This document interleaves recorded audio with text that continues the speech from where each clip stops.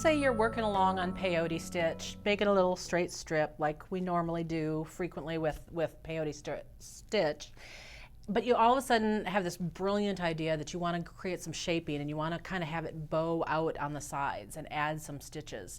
It's actually really easy to do, and I'm surprised that we don't see more of it. So let me show you how to do this. You can do it where you're adding an even number of beads, and there's a way that you can do it with adding an odd number of beads. I'm going to show you both. So let's take a look at the beads. I've created a little strip here, a little peyote strip, and this is where I've come to the end of a row, and let's say that I want to add an even number of beads on this side. I want to add, say, 2 stitches. So what I'm going to do is I'm going to pick up the extra 2 beads that I want to create for my new segment here on the outside edge.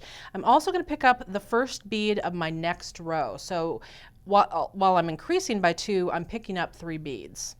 I'm going to bring them down so that they're laying next to the strip here. And I want these first 2 beads closest to my needle to sit next to each other. So what I'm going to do is, this is just like you do when you're starting out a peyote strip. I'm going to skip those 2 and I'm passing through the next one. And see how it creates this little T intersection? That should look really familiar to you because you ended up with that when you were starting out your peyote strip here.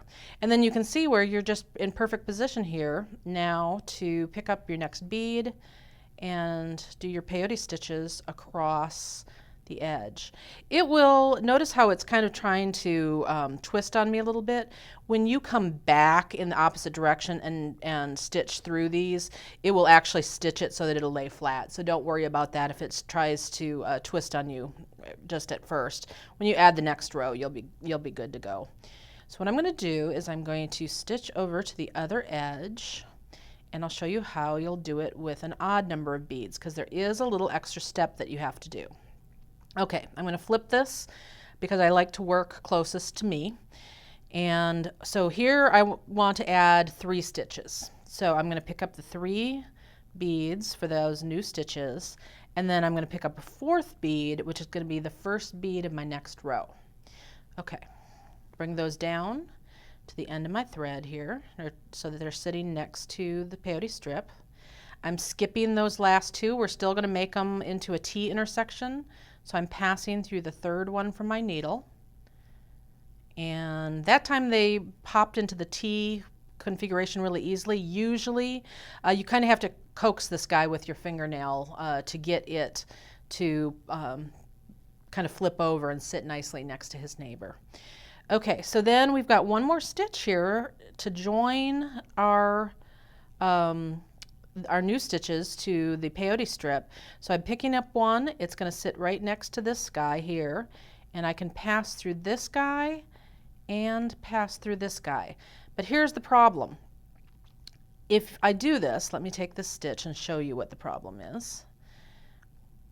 Notice how down here, the second stitch underneath the first bead closest to the old section here, this is not attached, and so this is going to kind of move and wave out on you. So you have to actually get him a little bit secured. So to do that, you go ahead and take the stitch just like I did, but we're going to have to do a little extra weaving around. So I'm going to pass through these 2 beads back towards myself.